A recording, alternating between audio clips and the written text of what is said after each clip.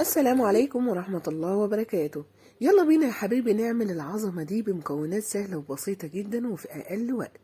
كيك الشوكولاتة أو الجاتو شاتو بأقل مكونات ومكونات سهلة وبسيطة جدا وفي وقت قياسي جدا. تقريبا تجهيزها وإعدادها وخبزها في الفرن بياخد حوالي ساعة بالكتير. يلا بينا نبدأ مع بعض الوصفة بتاعتنا الجميلة. الأول نبدأ بالصلاة على النبي. اللهم صل وسلم وبارك على سيدنا محمد وعلى آله وصحبه وسلم تسليما كثيرا. دي مكونات الوصفة بتاعتنا. معايا هنا عبارة عن ايه؟ كوب من الزيت، وكوب من السكر، وكوب ونص من الطحين، وثلاث بيضات، ومعايا هنا بقى 3 معالق من الكاكاو الخام، و3 معالق من اللبن البودرة، ومعايا معلقة من البيكنج باودر، ومعلقة كبيرة من الخل، وكمان معايا هنا فانيليا. ندخل بقى على تحضير الوصفة بتاعتنا. هنا طبعا نسيت اقول لكم ان انا لازم يكون عندي كوباية من المية. بما اني هستخدم اللبن البودرة هستخدم كوباية من المية بنفس معيار الكوباية اللي انا استخدمتها. ببدأ احطها في دورق الخلاط الاول، وبعد كده بنزل عليها بالبودرة، اللبن البودرة، وبنزل عليها بالكاكاو الخام عشان خاطر اضمن ان هما يختلطوا كويس. بعد كده بنزل بالكوباية السكر عليهم، وباخدهم كلهم كده على الخلاط، وابدأ اخلطهم خلط كويس جدا. اتأكد ان كل المكونات دابت معايا. هنا بقى بعد ما ضربت كل المكونات هبدأ اخد كوب الزيت واحطه في حاجة يكون لها زي بوز كده، وابدأ انزل كده بخيط رفيع، سرسوب يعني كده. ابدأ بخيط رفيع كده وانا مشغل الخلاط عشان خاطر الخليط ده معايا يتماسك. زي ما انتم شايفين كده، كل ما بنزل كل ما بلاحظ ان الخلاط تقل، لان الخليط تقل معايا في الخلاط. بنزل واحدة واحدة كده اهو. زي ما انتم شايفين بدأ الخليط معايا كده يتقل جدا، وعمل معايا احلى صوص شوكولاتة.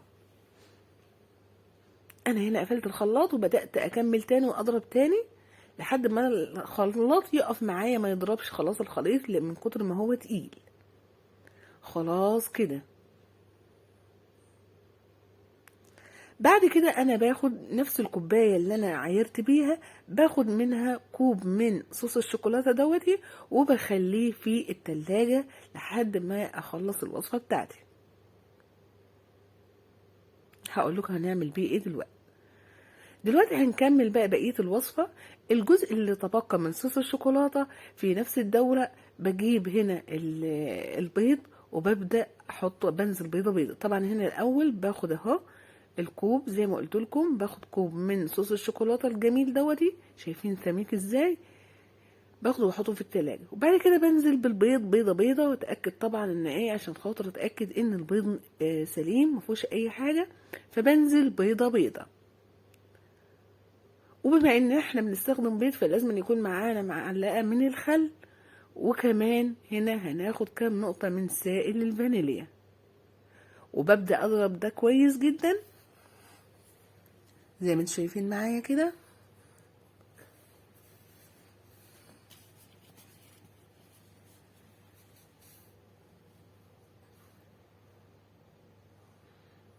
بعد ما ضربت الخليط كده بجيب بولة، وببدأ احط فيها الخليط اللي انا ضربته دوتي. طبعا ده شكله شايفين بقى سائل ازاي اول ما حطيت البيض عليه. بجيب البولة وبحط فيها سائل الخليط اللي معايا ده، وبعد كده بجيب الدقيق وبنزل بنص كوباية من الدقيق في الاول، وببدأ اقلب. وبعد كده بحط معاها معلقة البيكنج باودر، وبنزل بنص كوباية من الكوباية التانية. يعني المقدار دوتي خد معايا بالظبط كوباية ونص. بعد ما بخلص بجيب تلت كوباية من الماء المغلي وبضيفها للخليط ده اللي بيخلي الكيكة هشة وخفيفة. بجيب صينية عندي كده بتكون متوسطة، مقاسها كويس يعني كده متوسطة، وبدهنها دهنة كويسة جدا بالسمنة أو الزيت أي مادة دهنية، وبصب فيها الخليط. في الوقت ده بكون محضرة الفرن على درجة عالية في الأول، وبعد كده بخليها على درجة متوسطة أو 180 درجة. وفي الرف الوسطاني بحط فيها صينية الكيك. تقريبا بتاخد حوالي من 25 دقيقة ل 30 دقيقة في الفرن، يعني نص ساعة، ما بتزيدش عن كده. ده شكلها بعد ما خرجت. طبعا انا اختبرتها بسكينه رفيعه كده، اذا خرجت نظيفه خلاص يبقى هي استوت. وبلاحظ ان هي من الجناب كده فكت من الجناب، يبقى اعرف على طول ان هي استوت. زي ما انتم شايفين هنا كده الصوص الشوكولاته اللي انا شيلته تقيل وجميل جدا. بمجرد ما بحطه على الكيكه وهي سخنه بيبدا معايا يفرد معايا ويديني طبقه شكلها حلو قوي ولامع. انا مش عايزه اقول لكم بيبقى طعمه جميل وتحفه. احنا ممكن نعمله كمان، بيبقى يعني بيدينا كده زي النيوتيلا. ده شكلها طبعا باخدها وبحطها في التلاجة. اول ما تخرج من التلاجة بيبقى شكلها كده. بعد 10 دقايق تقريبا بيبقى خلاص صوص الشوكولاته كده بيبقى مسك فيها، وبيعمل لي طبقه حلوه قوي، ومش بيمسك في ايدي ولا بيلزق في ايدي.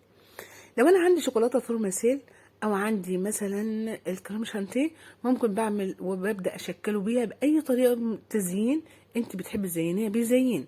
انا كان عندي شوكولاته فورماسيل فزينت بيها زي ما انتم شايفين معايا كده، وهبدا اقطعها بالقطع اللي انا عايزاها، الحجم اللي انا عايزاه. يعني دي تقريبا بتبقى شكل الجاتو شاتو. مش عايزه اقول لكم الطعم تحفه جدا. عايزاكم تجربوها وتقولوا لي رايكم في التعليقات. واللي وصل معايا في الفيديو لحد دلوقتي وما اشتركش في القناه يا ريت يشترك ويفعل زر الجرس حتى يصل كل جديد ان شاء الله. ومعانا حاجات كتير جديده وحلوه في رمضان منتظراكم ان شاء الله، فانتظروني.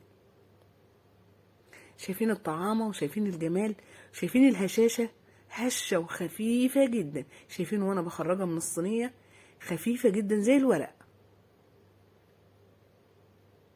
والطبقه بتاعتها لمعه وجميله جدا قوي.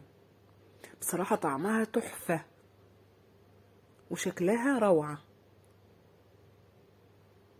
جربوها ومش هتندموا.